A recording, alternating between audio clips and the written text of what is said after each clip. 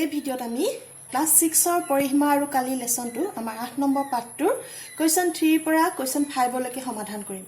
তোমালোকে এই 3 number 4 number আৰু 5 নম্বৰ থকা দুটা কোৱেশ্চন মিলাই এই গুটেই কেইটা কোৱেশ্চন পাৰিলে বাকি কালি উলিওৱা অংকসমূহ পাৰিবা। তথাপি মোক জানাবাচোন কোন কেইটা অংক টান পাইছা, কোন কেইটা তোমালোকে বুজি পোৱা নাই। আহাচোন আমি এতিয়া 3 নম্বৰ কোৱেশ্চনটো কৰো। 3 নম্বৰ কোৱেশ্চনটো আমাক কি কৈছে?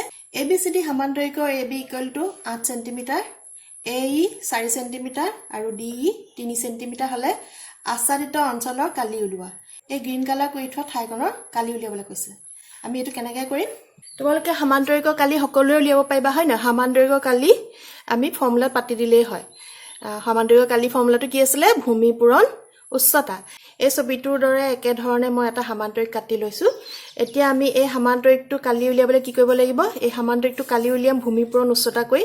আমাৰ ভূমিতালু দিয়া আছে আৰু উচ্চতাও দিয়া আছে। এতিয়া তাৰ পিছত কৈছে কি এই অঞ্চলটোহে কালি লাগে, গতিকে আমি কি কৰিম? এইটো এটা ত্ৰিভুজ হয় না? এইটো সাইডত দেখা ত্ৰিভুজ দেখিছা নে? এইটো এটা ত্ৰিভুজ। আমি এই ত্ৰিভুজটো কালি উলিয়াই লম। উলিয়াই পেলাই কি কৰিম?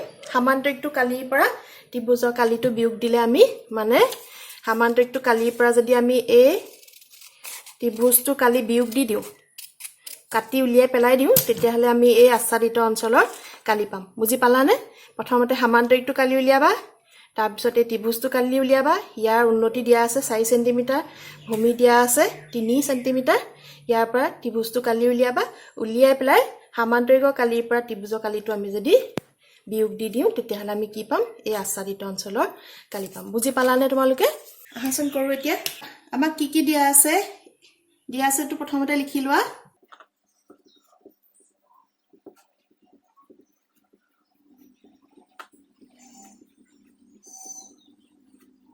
সমান্তৰালকৰ কালিৰ সূত্ৰটো কি আছিল? সমান্তৰালকৰ কালি কেনেকৈ উলিয়ায়?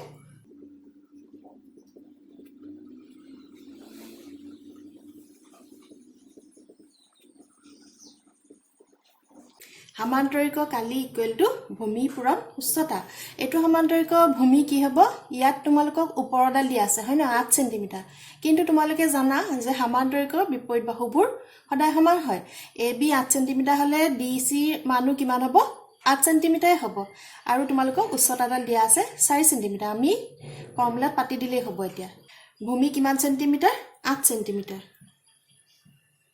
পূৰণ উচ্চতা কিমান? 4 cm। 8 4 গুণ কিমান? 32। এতিয়া আমি এককটো কি লিখিব লাগিব? 2 সেন্টিমিটাৰ আছিল হয় না? 8 সেন্টিমিটাৰ পূৰণ 4 সেন্টিমিটাৰ মানে 2 সেন্টিমিটাৰ হল। হেতু আমি অসমীয়া লিখিব লাগে বৰ্গ সেন্টিমিটাৰ, বা ইংলিছত আমি এনেকৈ লিখিব পাৰো সেন্টিমিটাৰ স্কয়াৰ। বুজি পালানে? ইংলিছত লিখিবা সেন্টিমিটাৰ স্কয়াৰ, অসমীয়াত বৰ্গ সেন্টিমিটাৰ। একেই, যিটো মন যায় তো লিখিলে হ'ব। এতিয়া আমি সমান্তৰালকটো কালি উলিয়ালো, ABCD সমান্তৰালক কালি উলিয়ালো। এতিয়া এই ত্ৰিভুজটো কালি উলিয়াওচোন আহা। ত্ৰিভুজৰ কালি সূত্ৰটো কি আছিল?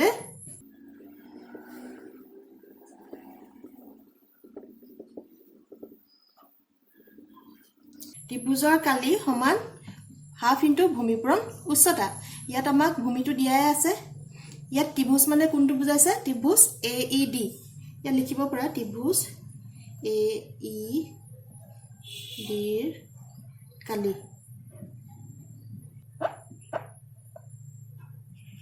ত্ৰিভুজ AED ৰ কালি সমান কি হ'ব? হাফ ইনটু ত্ৰিভুজটোৰ ভূমি কিমান? ত্ৰিভুজ ত্ৰিভুজটোৰ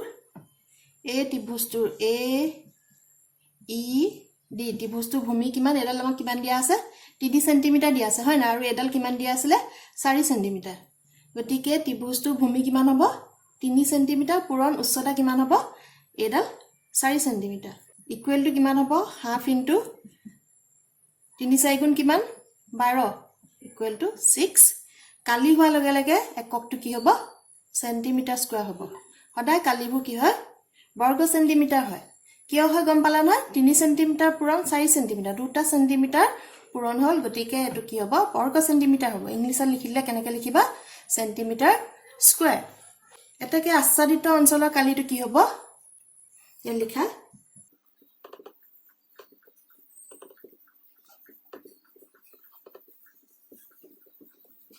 কি হ'ব? আচ্ছাদিত অঞ্চলৰ কালি সমান্তৰালকৰ কালি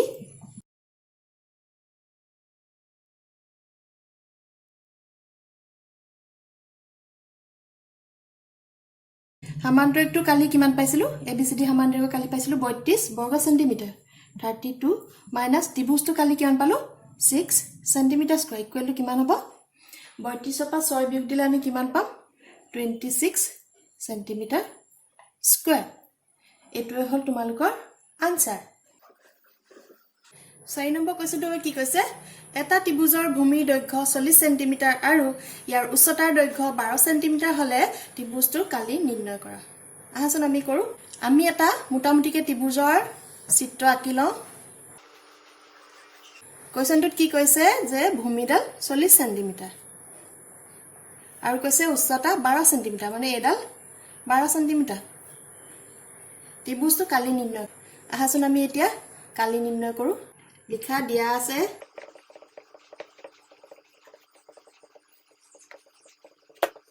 দিয়া আছে ত্ৰিভুজটোৰ ভূমি 40 সেন্টিমিটাৰ আৰু উচ্চতা দিয়া আছে 12 সেন্টিমিটাৰ এটাকে ত্ৰিভুজটো কালি হ'ব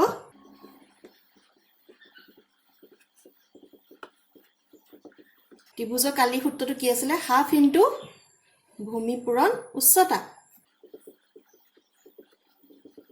ভূমি কিমান 40 সেন্টিমিটাৰ ইনটু উচ্চতা কিমান 12 সেন্টিমিটাৰ এতিয়া এই আধাটো 40 ৰ লগত পূৰণ হৈ আছে আমি কটাকটি কৰিব পাৰো হয় নে 2 এ 40 ক কটাকটি কৰিলে কে গুণ যাব মানে 2 এ 40 ক হৰণ কৰিলে কে গুণ যাব 2 20 40 বা 40 ৰ আধা কিমান 20 তেনেকৈ ভাবিব পাৰা 20 into 12 মানে কিমান 12 ক 2 এ কৰিলে 24 হয় না লগত শূন্যটো জয়েন কৰি দিয়া সেন্টিমিটাৰ স্কয়াৰ বা অসমীয়াত বৰ্গ সেন্টিমিটাৰ এটোৱে হ'ল তোমালোকৰ আনসাৰ 5 নম্বৰ কোৱেশ্চনটো কি কৈছে আচ্ছাদিত অঞ্চলৰ কালি নিৰ্ণয় কৰা পাছৰ একটো আমাৰ চিত্ৰটো দিছে এটো ইয়াত তোমালোকক দিশটো দিছে 40 সেন্টিমিটাৰ প্ৰস্থটো দিছে 30 সেন্টিমিটাৰ আকৌ এই ত্ৰিভুজটোৰ উচ্চতাটো দিছে 10 সেন্টিমিটাৰ আৰু ভূমিটো কি হ'ব যেহেতু আয়তৰ বিপৰীত বাহুবোৰ সমান গতিকে এডাল 30 সেন্টিমিটাৰ হলে এডাল কি হ'ব এডালু 30 সেন্টিমিটাৰ হ'ব এতিয়া এই আচ্ছাদিত অঞ্চলৰ মানে এই গ্ৰীন কালাৰ কৰি থোৱা অঞ্চলটোৰ কালি নিৰ্ণয় কৰিবলৈ কৈছে আগৰ 3 নম্বৰ কোৱেশ্চনটো কৰা হৈতে একে প্ৰথমতে আমি এই আয়তটো কালি নিৰ্ণয় কৰিম তাৰ পাছত এই ত্ৰিভুজটো কালি নিৰ্ণয় কৰিম আয়তৰ কালিৰ পৰা ত্ৰিভুজটো বিয়োগ দি দিলে আমি কি পাম এই আচ্ছাদিত অঞ্চলৰ কালিটো পাম আহাচোন আমি কৰো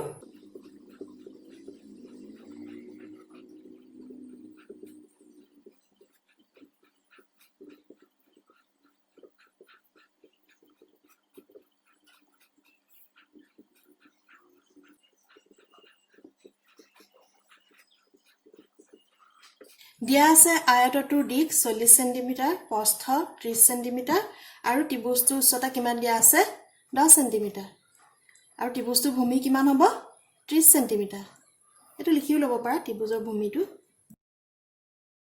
এই আয়তটোৰ প্ৰস্থটো ত্ৰিভুজটোৰ ভূমি হয় না আয়তৰ বিপৰীত বাহুবোৰ সমান এডাল 30 সেন্টিমিটাৰ হলে এডাল কি হ'ব 30 সেন্টিমিটাৰ হ'ব সেইকাৰণে ভূমিৰ মান কিমান হ'ব 30 সেন্টিমিটাৰ এতিয়া আয়তটোৰ কালি উলিয়াও আহা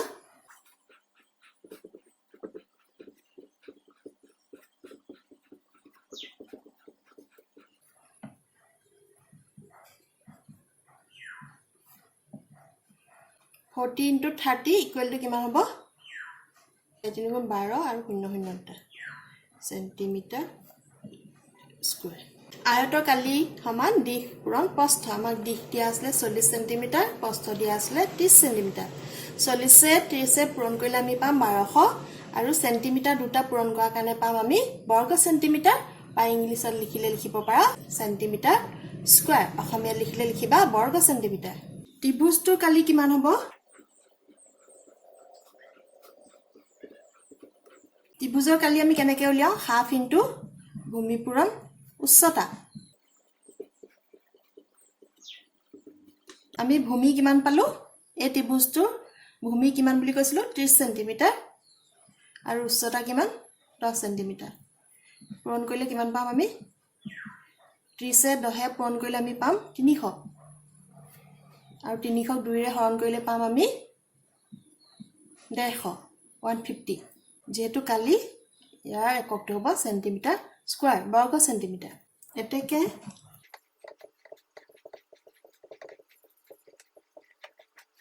এতেকে আচ্ছাদিত অঞ্চলৰ কালি সমান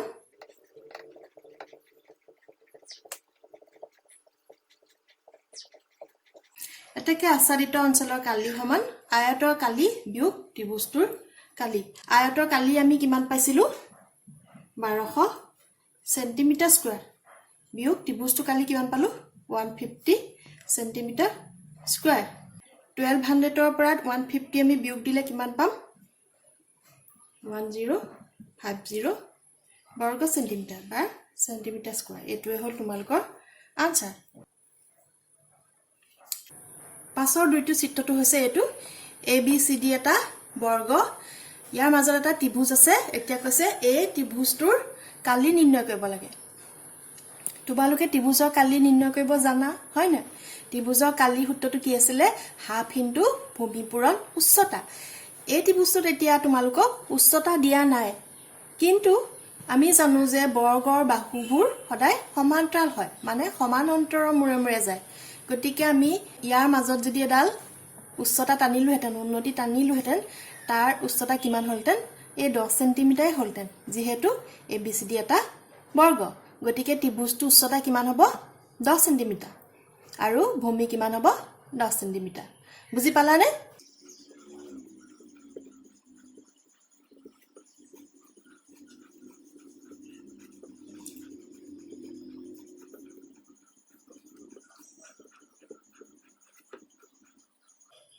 দিয়া আছে ত্ৰিভুজটো ভূমি সমান 10 সেন্টিমিটাৰ আৰু উচ্চতাও 10 সেন্টিমিটাৰ এতেকে ত্ৰিভুজ DAB ত্ৰিভুজৰ কালি সূত্ৰটো কি আছিল হাফ ইনটু ভূমি পূৰণ উচ্চতা ভূমিডাল কিমান 10 সেন্টিমিটাৰ উচ্চতা কিমান 10 সেন্টিমিটাৰ ইকুৱেল টু কিমান হ'ব 2 এ 10ক হৰণ কৰিলে কেই গুণ যাব 2 5 গুণ 10 কটাকটি কৰিলে 5 গুণ যাব 5 10 গুণ 50 এককটো কি হ'ব বৰ্গ সেন্টিমিটাৰ বা ইংলিছত লিখিলে কি হ'ব সেন্টিমিটাৰ স্কয়াৰ এটোৱে হল তোমালোকৰ আনসাৰ